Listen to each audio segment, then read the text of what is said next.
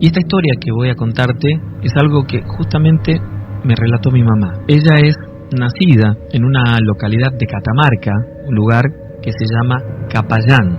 Este lugar está a unos 50 kilómetros aproximadamente de la capital, de San Fernando, en Catamarca. Aquel era un lugar donde vivía poca gente, en el campo, ¿sí? En Catamarca.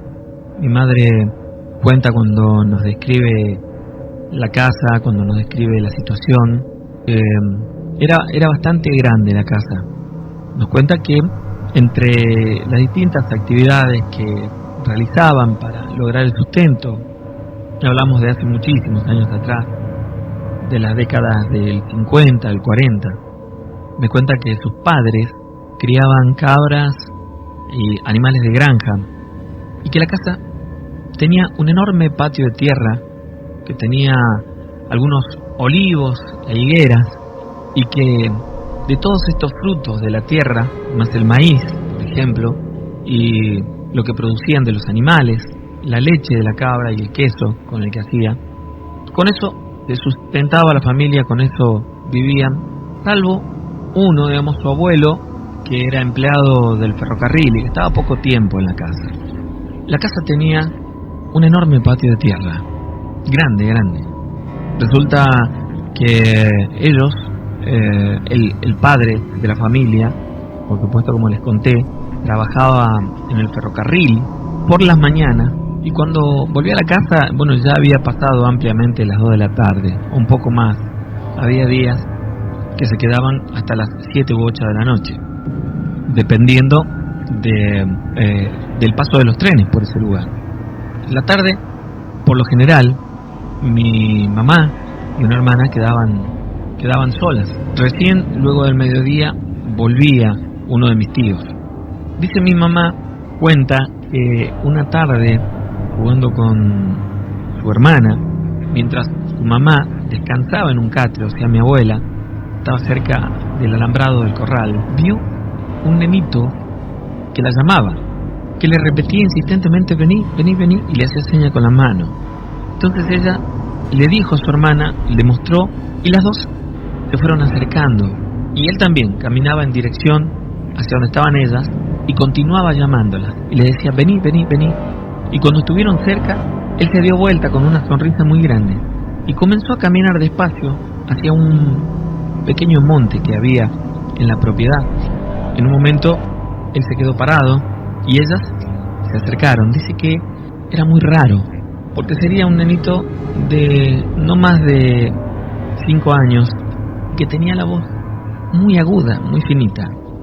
Entonces ellas comenzaron a jugar. Recuerda que su hermana tenía una naranja en la mano que se le cayó al piso, y cuando quiso levantarla, este nenito se tiró encima de ella de una forma que parecía un animal.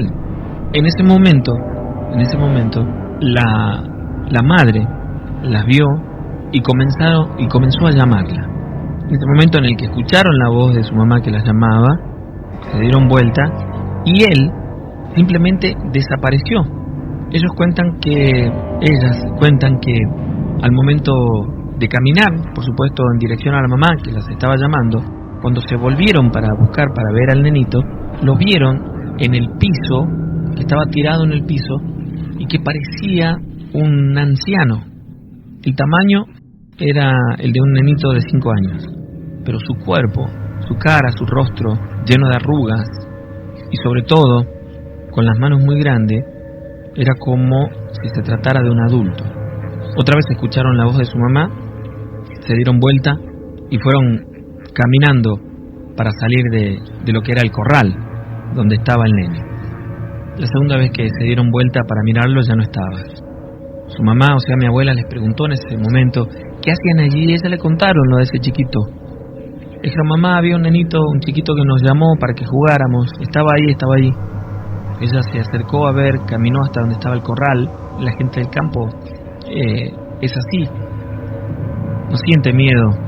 Y cuenta que caminó hasta el lugar donde supuestamente había estado este nenito, y el pasto en esa zona que estaba casi a la orilla, del otro lado del corral, estaba como quemado y estaba lleno de guano, de animal, allí en ese lugar.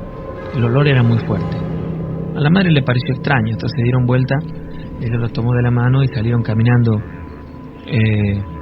para volver hacia la casa. No volvieron a ver nada en ese momento. Pasaron unos días y mi madre recuerda que ellos tenían una hamaca colgada de uno de los olivos que había en la propiedad. Estaba a 10 metros de la casa.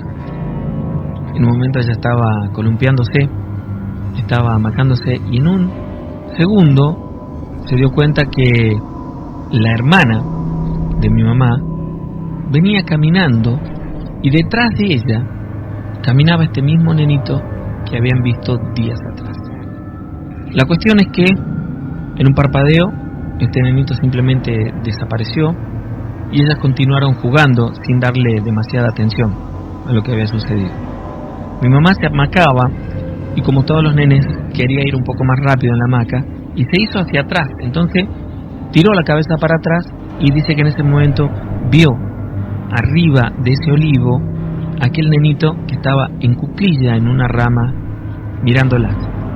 Y otra vez la llamaba, le decía, vení, vení, vení, insistentemente, llamándolas nuevamente. Le repetía muchas veces, llamándola y diciéndole, subí. Le insistía. Entonces mi mamá comenzó a gritar, llamando a mi abuela, pero cuando ella llegó, ya no estaba. Y así pasó muchas veces. Mi mamá la veía, mi tía la veía, pero mi tía comenzó a tener una actitud extraña, porque era como si estuviera, cada vez que aparecía, como si estuviera hipnotizada. Después, recuerdan que por un tiempo no lo vieron, y una noche, cuando estaban acostadas las dos en la misma cama, comenzaron a sentir que la cama se movía. Cuando se despertaron, dice que lo vieron saltando en la cama, en la parte de atrás, en los pies de la cama, saltando y riéndose. Él saltó por la ventana y comenzó a llamarlas nuevamente. Mi mamá cuenta que mi tía se levantó como si estuviera hipnotizada y comenzó a caminar para afuera. Cuando mi mamá quiso sentarse en la cama con la intención de llamar a mi abuela, este nenito giró la cara y se le fue encima. Ella sintió pánico, tanto que la paralizó. De pronto, la cara de este nenito ya no lo era. Se trataba de la cara de un ser demoníaco, con los ojos sin brillos, oscuros. La piel colgaba de su cara. Ella se asustó mucho y comenzó a temblar y a llorar, sin poder hablar. Mi tía salió por la ventana y comenzó a caminar en dirección al monte, detrás de esta aparición. Cuando mi mamá pudo reaccionar, pasaron unos minutos y comenzó a gritar desesperada, llamándola a mi abuela. En realidad se despertaron todos en la casa, como se imaginarán, que al llegar a la habitación la vieron a ella sola.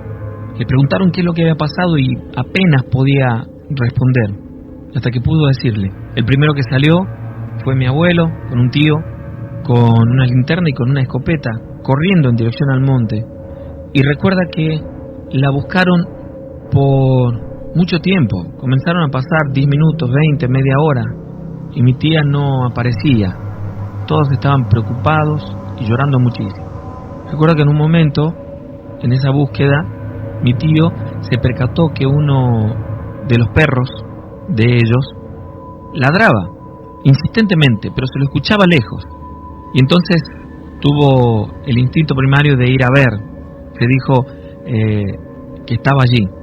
Comenzaron a caminar en dirección hacia donde escuchaban los ladridos, que los repito, estaban más o menos como a 400 metros de la casa.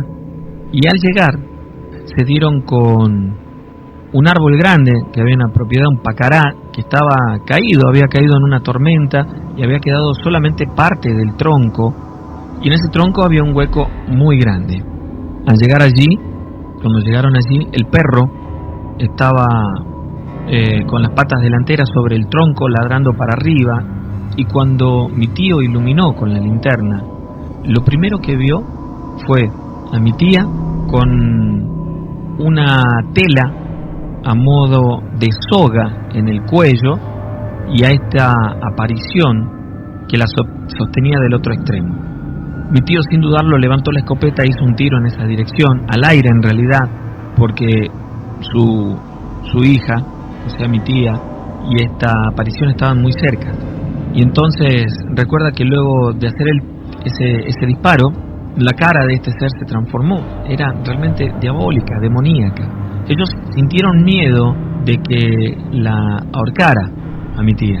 Y entonces el hermano de mi mamá comenzó a trepar, o sea mi tío comenzó a trepar el árbol, decidido, sin miedo, y no era muy alto lo que tenía que subir. Pero cuando pudo llegar hasta donde estaba mi tía, cuenta que esta aparición se la tiró encima y cayeron los dos al piso. Entonces mi tío aprovechó para dispararle y dice que él escuchaba cómo los perdigones de la escopeta pegaban como si fuera que dieran en una madera, en un árbol seco, en un cuero o algo parecido. Y comenzaba también a escuchar los lamentos de este ser, unos sonidos espantosos que duraron toda la noche, absolutamente toda la noche. Cuando llevaron a mi tía a la casa, todos muy asustados, mi tía, mi abuela, mi hermano, todos llorando, vieron que tenía algunas marcas en el cuerpo, como si hubiera sido rasguñada.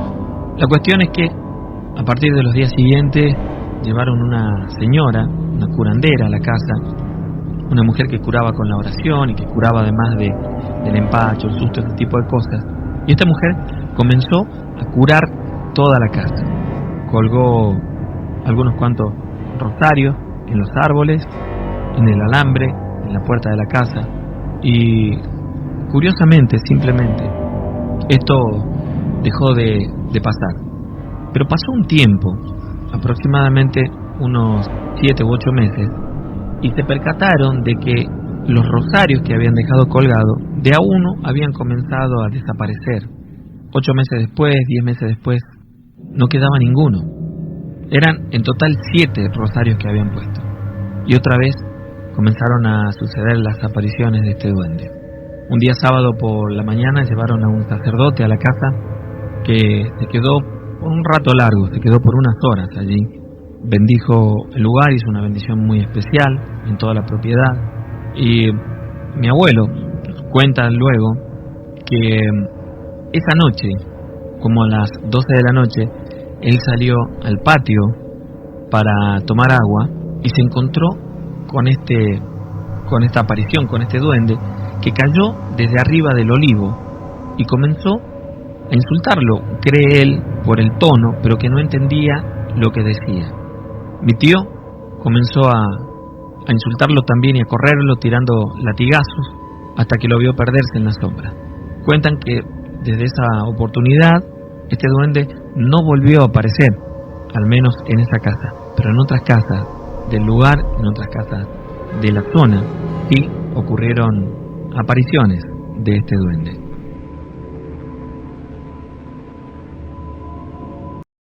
Muchas gracias por ver el video, espero que te haya gustado. Si es así, por favor compártelo con tus amigos, dale like y deja tu comentario. No te olvides en suscribirte y activar las notificaciones, dándole clic a la campanita, esto nos ayudará a seguir creciendo. Si tienes una historia de terror por compartir, nos puedes mandar su audio al WhatsApp que aparece en la descripción o al siguiente correo, esmefiro@gmail.com.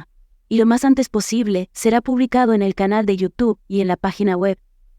Para más contenido, visite nuestra página, esmefiro.com, donde encontrarás una gran cantidad de historias de terror. Además, ya contamos con una app, donde puedes ver todo el contenido de la web desde tu celular. Lo puedes descargar desde la web, en el menú, App o de la Play Store, con el siguiente nombre: Historia de Terror-Esmefiro. Muchas gracias por visitar la página y descargar la app.